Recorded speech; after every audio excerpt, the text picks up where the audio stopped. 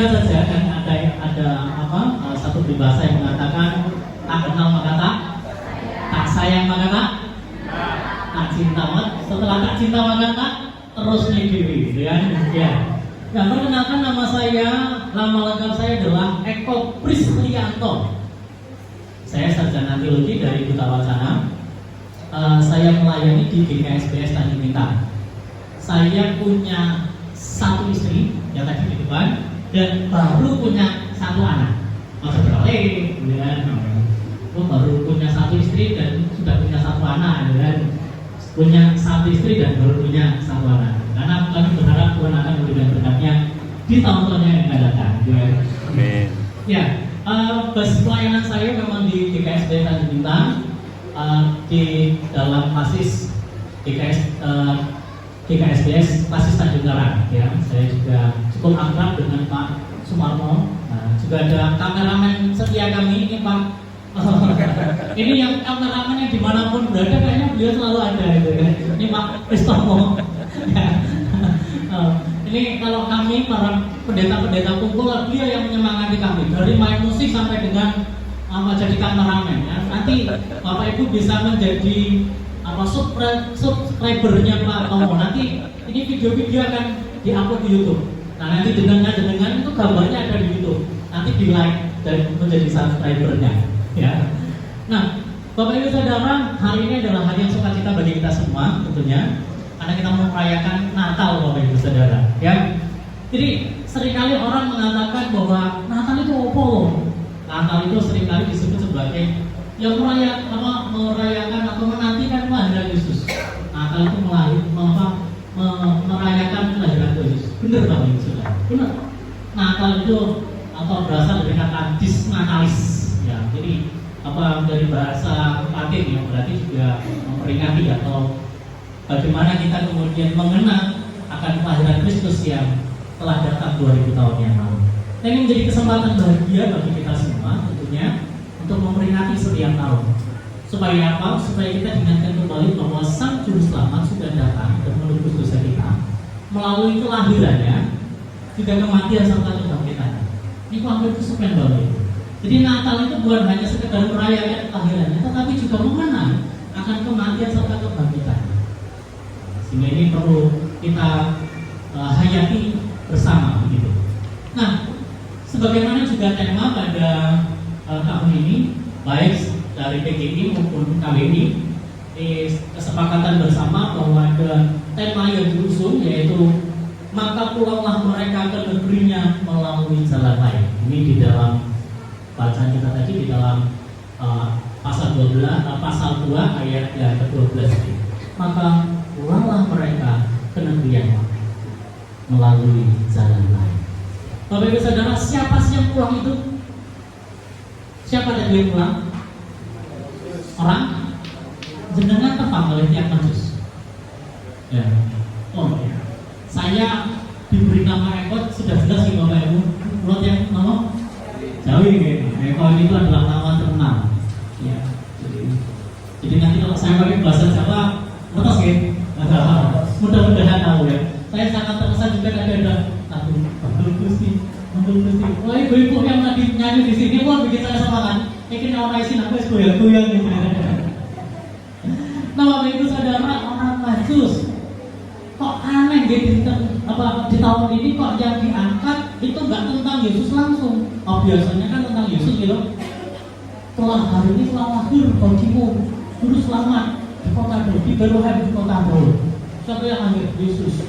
Nah, ini kok yang diangkat orang Majus, apa istimewanya orang Majus itu? Bapak Ibu, kalau kita perhatikan, rupanya orang Majus ini hanya ditulis, kisahnya tentang orang Majus hanya ditulis oleh Injil Matius, nggak ditulis oleh Injil. Nah, kita harus dengan buka Alkitab. Itu nggak ada baik di Lukas, Markus maupun Yohanes, tiga Injil nggak ada, hanya ada di dalam Matius. Istimewanya di situ. Satu. Lalu kemudian siapa sih orang Majus ini? Banyak anggapan tentang orang Majus. Ya, ada yang mengatakan itu adalah orang-orang bijak dari timur, gitu kan? Ada juga yang mengatakan itu adalah raja-raja dari Media, itu salah satu daerah di Persia. berbeda ya, memang juga itu adalah para pandita, orang Zoroastrian, yaitu sebagai orang-orang yang paham tentang astrologi, nomor astrologi, ilmu perbintangan. Nah, jadi banyak yang kemudian para teolog meyakini bahwa kemungkinan besar ini adalah para pandita Zoroastrian ya, yang mempunyai keahlian yaitu sebagai orang-orang yang punya ilmu astrologi atau ilmu perbintangan. Nah, tetapi hal ini juga diperkuat dengan kalau di dalam bacaan kita disebut sebagai orang Majus dari timur. Lah mending nek ngene awake dhewe iki kok enak, ana kebon-kebon, wong kula mau dilewati kali Mas David niku gimana Mas tadi Mas? Wes pokoknya jalan yang luar biasa itu pokoke enak jalan enek wit karet, enek wit sawit itu kan nek panas tidak itu. Nah di sana, namun di mana gitu kan? Tempatnya juga panas. Luar biasa Bapak Ibu. Perjalanan yang begitu panjang. Nah kemudian ketika mereka sudah sampai di Yerusalem, karena mereka ini orang istimewa, boten sembarangan, senes kaum untuk bukan hanya rakyat jelata yang kemudian jalan kaki iseng-iseng atau ya udahlah saya jalan ke sana lah ikuti kita nggak begitu. Mereka itu adalah orang penting, orang istimewa. Maka kemudian ketika mereka masuk ke Yudea, daerah Yudea itu di Yerusalem, maka mereka berjumpa dengan Herodes dan tanya ke sana. Dalam biasa gebotan bakal diterima oleh Herodes ya kan? Tapi karena ini adalah orang istimewa ya, oke, diakhiri oleh Herodes. Bahkan ditanya sama Herodes, apa keperluan di sini? Aku mau cari Mesias. Dia adalah raja segala raja yang lahir di kota Daud, di Bethlehem. Kamu sudah lihat bintangnya dari timur. Temenan itu, enggak Pak Rojo. Saya setuju. Ya sudah. Nanti carilah. Kalau sudah ketemu, balik Om Rene mampir dan katakan di mana tempatnya. Engkau tak gentengan menyembah. Nah, kira-kira itulah yang dipercakapkan oleh mereka. Sehingga kemudian setelah itu orang Majus ini kemudian mencari bayi Yesus. Akhirnya mereka menemukan bayi Yesus. Di mana bayi Yesus itu Bapak Ibu? Di mana kira-kira tempatnya? Palungan. Ada yang ngomong kadang Bapak? Palungan. Di Palungan. Ya, betul di Palungan. Oke.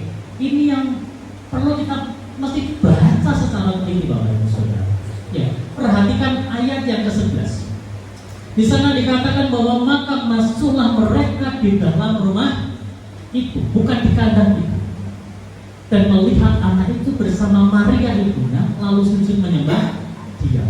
Berarti kira-kira Yesus di mana? Di sebuah rumah. Omahe sapa? Ya sebuah saudaranya boleh paico, kupico, gak roh aku juga gitu kan. Pokoknya di dalam rumah. Nah, jadi kemungkinan Yesus juga usianya tidak lagi baru akhir seperti yang mungkin dibayangkan atau dimainkan dalam drama. Biasanya Yesus lahir di Palungan, ya kan? Terus para gembala datang, gitu. Terus kemudian orang Majus datang. Nah kok cepet men? Ini kira-kira sutradaranya siapa? Ini orang mau cari kita tenangan gitu ya. Nah, rupanya Yesus lahir betul di kandang hewan, di kandang ternak. Tapi setelah lahir, rupanya Yusuf dan Maria mencari tempat. Kok mereka yakin ya dengan tondok bintang itu bakal lahir Yesus?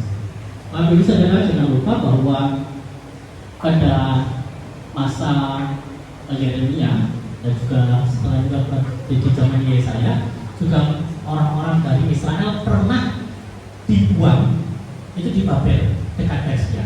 Nah kemungkinan ada budaya-budaya yang juga dipercayai oleh mereka, yaitu tentang Mesias atau Mesayah. Siapa Mesias atau Mesayah? Dia adalah juru selamat, raja segala raja. Nah, dari berita itulah yang kemudian mereka simpan menjadi tradisi yang terus dipercaya dengan kemampuan ilmu perbintangan yang mereka miliki nanti ditandai dengan bintang itu. Jadi Bapak Ibu Saudara, ilmu perbintangan ini sebenarnya juga tidak asing buat kita. Namun yang menjalani. Saya dulu dengar cerita. Nampak bener, nampak boten, dia perlu boten terus.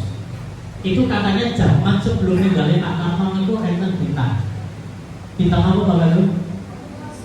Bintang Pemungkus. Wah, nonton dengan bintang pemungkus ya Bu. Terus ya Bu ya. Nah, bener ya. Nah, jadi bintang dari timur itu kan ngelorat itu kan. Ya, katanya bintang pemungkus ini ngelorat, tapi orang pernah ngerti bintang pemungkus ini betul kayak ngomong. Oh, ada sinarnya ya. Mau ngelorot itu loh, nah itu.